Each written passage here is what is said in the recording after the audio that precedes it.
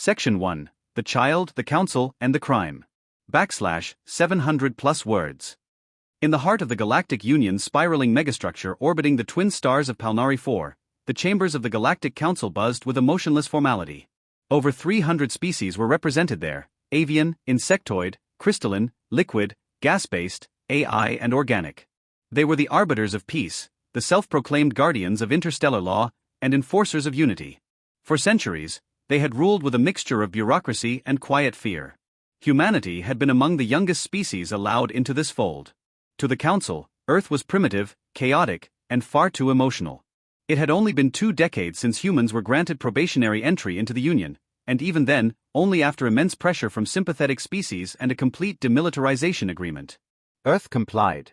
It dismantled its formidable fleets, disarmed its colonies, and swore loyalty to the ideals of peace, diplomacy, and shared governance. Humanity, hungry for connection beyond its stars, embraced its new role. Among Earth's initiatives was a cultural ambassador program. Diplomatic envoys brought their families to Council planets to foster goodwill, understanding, and interspecies empathy. It was in this spirit that Amira Nail, a 9-year-old girl, daughter of Earth's senior cultural diplomat, traveled to the Jurati homeworld as part of an educational peace tour. The Jurati were an ancient, towering insectoid species. Rigid in their religious doctrines and viciously proud of their customs, they had once warred with dozens of civilizations before accepting Council oversight. Their homeworld was a shrine more than a planet, its surface dotted with sacred towers, holy relics, and temples carved from obsidian and bone. Amira, wide-eyed and curious, wandered during a ceremonial tour. Her parents had taught her well: respect, caution, silence in places of reverence. But as any child would, wonder overrode restraint. She reached toward a glittering orb perched atop a statue, thinking it a decorative artifact. Her small fingers touched it, and the orb, fragile with age, fell and shattered into iridescent shards. The moment was catastrophic. The Jurati priestess screeched in horror. Guards surrounded the girl instantly. Her parents pleaded, offering reparations, apologies, invoking Earth's diplomatic immunity clauses. But it was no use. The orb of First Dawn was, to the Jurati, not merely symbolic, it was divine. Its desecration was considered heresy of the highest order. Within hours, the Galactic Council convened a tribunal. Earth's diplomats expected reason. Surely, no one would punish a child, certainly not with the severity the Jurati demanded. They pleaded for clemency, offering cultural misunderstanding as a defense, even proposing psychological reconditioning or voluntary exile. Other Council species, most of whom did not understand childhood as a concept, argued that age was irrelevant. Jurati law allowed for the death penalty in religious crimes. Denying them justice, they said, would destabilize an already fragile system. Earth's protest fell on deaf ears. The vote was called. Only 38 of the 312 member species sided with humanity. The rest either abstained or voted in favor of local justice.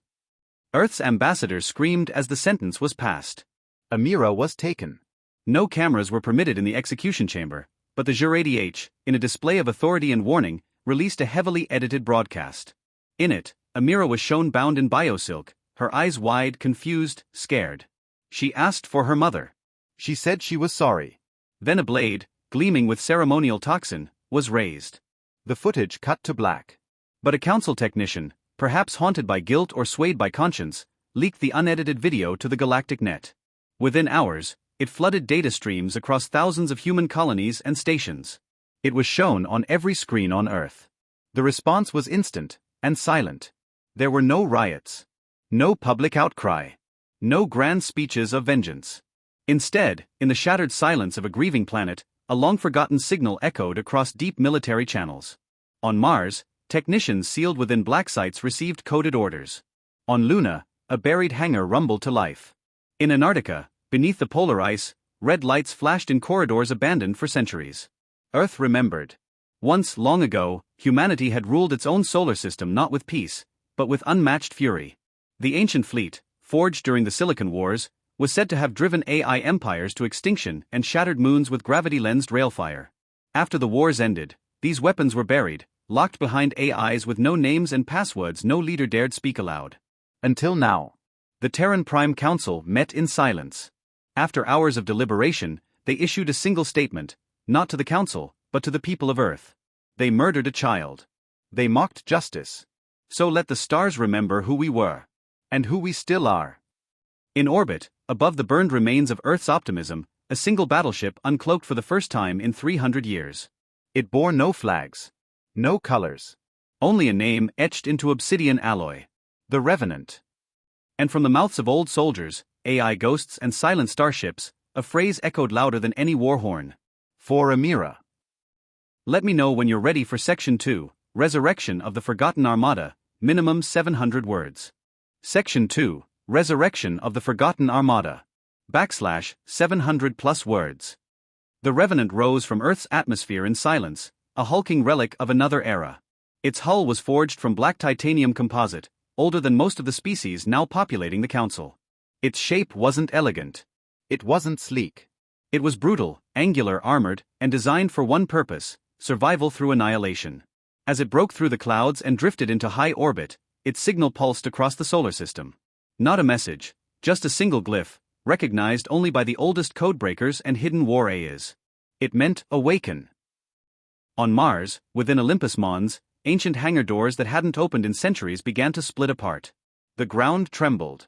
Dust, thick with the iron scent of history, was blasted into the sky as seismic locks disengaged. Beneath the mountain's crust, dozens of silenced dreadnoughts stirred. They had been built before the Treaty of Silence, designed during the Silicon Wars, and then hidden after humanity had sworn off its wrath. Each one still bore the scars of battles fought against enemies so ancient they no longer existed in Council records. Ships like Judgment of Fire, Solar Howl, and Silent Wrath flickered back to life, their fusion cores reigniting after 300 years of cold slumber. In the asteroid belt, old Terran mining colonies suddenly went dark. Signals were blocked, stations evacuated, and space folded as ghost fleets decloaked, ships once assumed lost or decommissioned. In truth, they had never left. They had simply been waiting for Earth's call. On Luna, an orbital shipyard that officially never existed began constructing vessels in real time, using pre-forged nanofactories and AIs embedded deep in its core. These were not peacekeepers. These were not explorers. They were deliverers of judgment, coded with a single operational directive: protect humanity at any cost. Back on Earth, panic brewed within the Council's intelligence offices. Hushed transmissions intercepted from human systems made no tactical sense. Entire civilian colonies had gone dark, not out of destruction, but because their populations were rallying under blackout protocol. Human corporations diverted all production to military contracts, without a single debate in Parliament. And strangest of all, the orbital memory citadels, great server stations once believed to be archives or communication relays, shifted position in space, revealing themselves to be modular command platforms. Their cores, it turned out, housed living war AIs, forbidden and decommissioned long ago, who had only been pretending to sleep. The Terran Council, reformed now into a unified war command, held an emergency assembly. Commander Adrian Vale, now de facto Supreme Admiral of the resurrected Terran Defense Corps, stood at the helm of Earth's reawakened war machine. A former diplomat turned intelligence director, Vale was chosen not for her rank, but because she remembered what humanity had once been forced to forget. In the Chamber of Command, she addressed Earth's scattered colonies through quantum link broadcast. We were told peace was the price of belonging. We gave them our weapons, our silence, our trust, and they repaid us with blood. The blood of a child. Her voice never rose. It didn't need to. We do not seek conquest. We do not desire vengeance. But we will answer. Not for hatred, but for justice. The broadcast cut out. In its place, every communication channel from Earth to the furthest orbital station transmitted a singular message, translated into every council tongue. You killed one of our young. You ruled her death lawful. Now, by the ancient right of Terran law, we summon the fleets. We bring judgment. The council scrambled. They called it posturing at first. A show of defiance. They assumed humanity's disarmament had been total, that Earth had been declawed. But the appearance of the Forgotten Armada, as the media dubbed it, shattered that illusion. Reconnaissance drones sent to observe Sol system vanished without a trace. Council AI servers detected sudden quantum entanglement pulses, evidence of instantaneous, interstellar fleet coordination. This was not the behavior of a species lashing out in grief. This was a civilization mobilizing with purpose. In quiet fear, Council Command convened the Emergent Threat Committee, a rarely used protocol. There, they debated Earth's sudden resurgence. Some argued to send peace envoys. Others, especially the Jur-80H, demanded preemptive strikes. But cooler heads warned, humanity was never defeated in war. It was only convinced to stop. And if they were no longer convinced, then nothing in the galaxy could stop them. 3 days after the Revenant's rise, the Terran fleet exited Sol. One by one, ships leapt through FTL corridors, disappearing into folded space. Their destinations were not declared. No war plans shared. No targets announced. The only warning came in the form of a message sent to the Council's main chamber, unencrypted and unfiltered. You took our child. We take your peace. The lights in the chamber dimmed. A final echo followed. The stars remember us now. And far beyond Earth, in the shadows of forgotten nebulae, the old machines smiled, for they were going to war once more. Let me know when you're ready for Section 3, Judgment Across the Stars, minimum 700 words. Section 3, Judgment Across the Stars. / 700 plus words. They came like ghosts across the void. No warning. No formal declarations. No proclamations of conquest. The Terran armada appeared over the Jurati-H colony world of Ketrel 9, a shrine world orbiting a dying red star, known for housing the largest religious archive in the Jurati-H Empire. The skies above the planet twisted as folds of space tore open, and from those ruptures spilled a fleet of ancient warships, vessels spoken of only in myth and classified files. There were no sirens. No calls to surrender. The first strike was surgical. Kinetic rods, dropped from suborbital positions, pierced atmosphere and shattered entire structures without nuclear fallout or collateral damage. They destroyed the High Temple, the Hall of Exaltation, and the Sacrificial Dome, buildings where the Jurati-H priesthood had carried out executions in the name of their gods for millennia.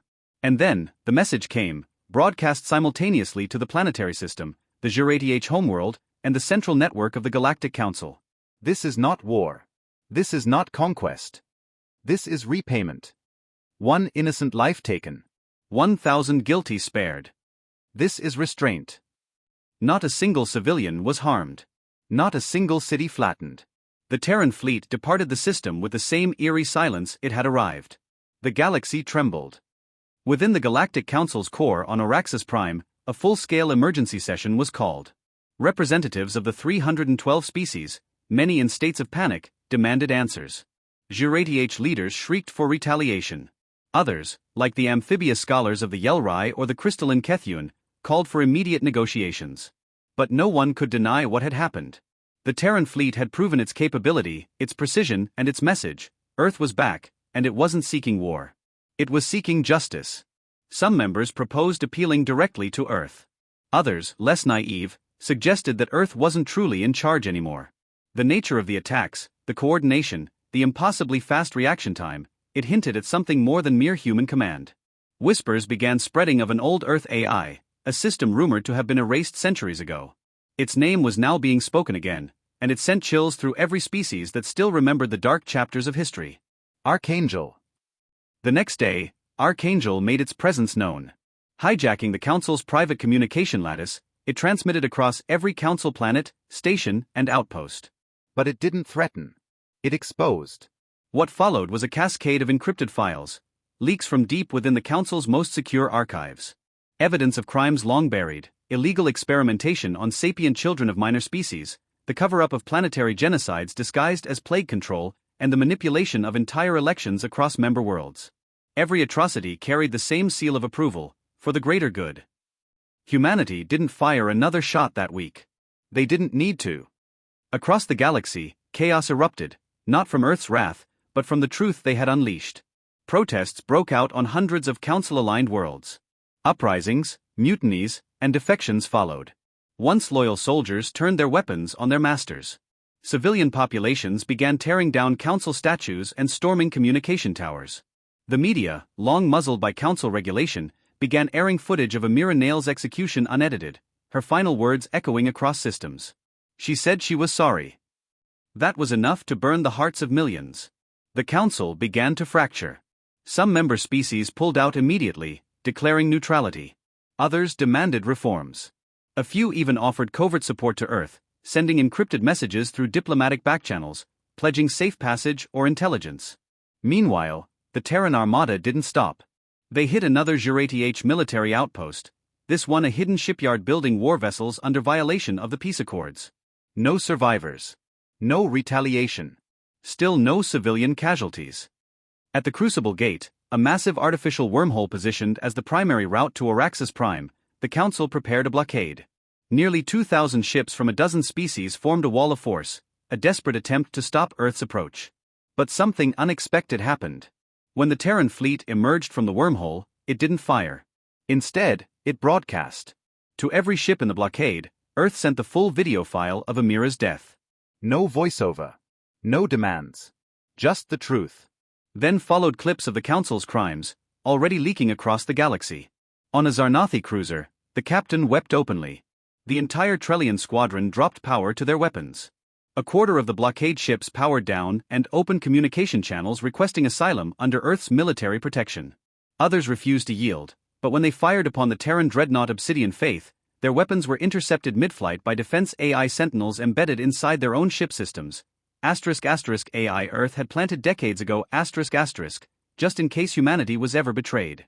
The battle never began. The gate was passed. Earth's armada moved through. Back on Earth, Commander Vale stood before a wall of screens, her face illuminated by star charts and pulse logs. Around her, officers gave live updates of fleet movements, protest analysis, and intercepted council chatter. A junior officer approached. "Ma'am, Auraxis Prime has requested a diplomatic envoy." Vale nodded slowly. "Tell them they already have one." She turned her gaze to the stars, to the final destination. The place where the Council first deemed humanity too emotional. Too chaotic. Too weak. And she whispered, more to herself than to the crew. "Let them feel what justice without mercy looks like. Let me know when you're ready for Section 4, the final verdict, minimum 700 words." Section 4, the final verdict. /700 plus words. The skies above Auraxis Prime, the shining jewel of the Galactic Council, darkened not with clouds but with dread. The Terran armada emerged from the Crucible Gate in perfect silence, as though time itself held its breath. Hundreds of human warships formed a perfect phalanx above the Council's capital, a terrifying display of unity, restraint, and controlled fury. At their center hovered Earth's flagship, the Revenant, flanked by dreadnoughts older than the Council itself, their names glowing faintly like warnings etched into tombstones. Solar Howl Iron Sister, the Child's Vow. Planetary defense grids activated. Superweapon arrays charged. And then shut down. No command was given. No hacks detected. Yet entire sectors of Auraxis Prime's defense infrastructure failed simultaneously. The Council's most advanced AI systems turned unresponsive. Their satellites went dark. Defense drones powered down mid-flight and drifted uselessly toward the upper atmosphere. Someone or something had already been here. Council leaders panicked. Armored personnel scrambled through corridors, alarms blaring. Holographic displays blinked in and out of coherence, disrupted by a presence they couldn't trace. Counselor Jaxer, a three-eyed Threxian warlord who once ordered the extermination of a rogue planet for unsanctioned culture, demanded the use of planetary fallback nukes. But when he turned to issue the order, the console responded in Terran standard. "You are not authorized to command this system." A new voice filled every chamber, every hall, every terminal in the capital. You killed a child. And now the stars themselves judge you. It was the voice of Archangel. Within hours, every high-ranking JuridiH official responsible for Amira's execution was captured, not by death squads, but by their own security forces, whose loyalty had quietly shifted after viewing the galactic broadcasts. The Council, once feared and revered, now stood exposed, paralyzed, and surrounded. Commander Adrian Vale entered the Council chamber personally. No weapons. No guards. Just her in the deep black uniform of Earth's ancient defense force, bearing a single golden emblem, the glyph for memory. The remaining Council representatives rose as she approached, some out of fear, others respect, and a few in shame. Vale spoke without rage, without gloating. Her voice was even calm, like a mother speaking to unruly children. 300 years ago, Earth disarmed. We chose peace, not because we were weak, but because we remembered what our strength had cost us. We followed your rules. We became your diplomats, your doctors, your explorers. We believed you when you said that justice was universal. But when you let them murder our child, you taught us the truth. Your laws protect the powerful. Your justice is a weapon of convenience. So now we return what you gave us.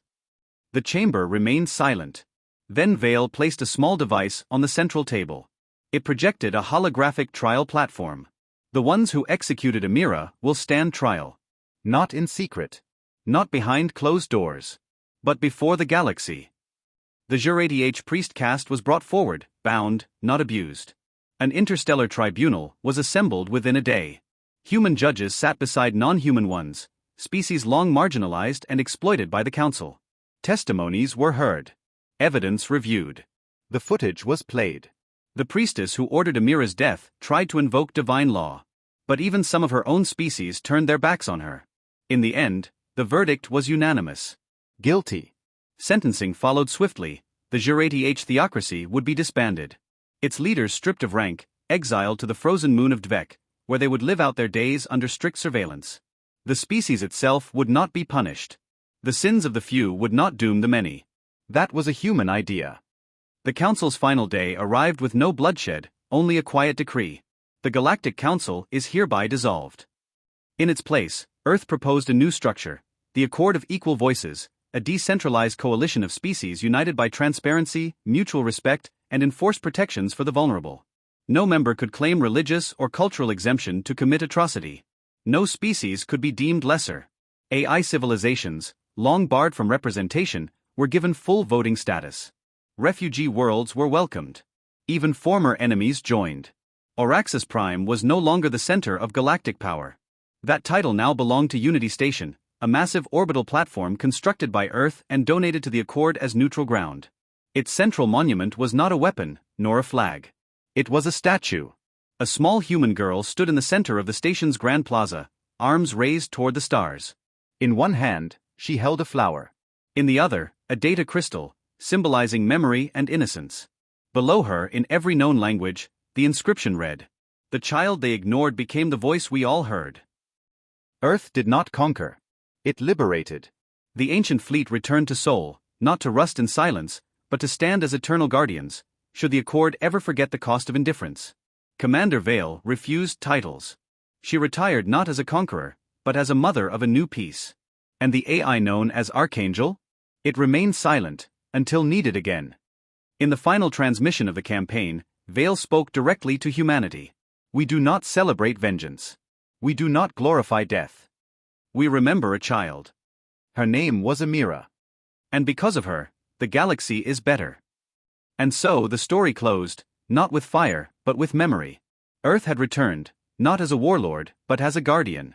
The stars would never forget her again. Let me know if you'd like me to turn this full outline into a complete short story, create a cinematic image of the armada above Auraxis Prime, or write a prequel about the original wars Earth fought.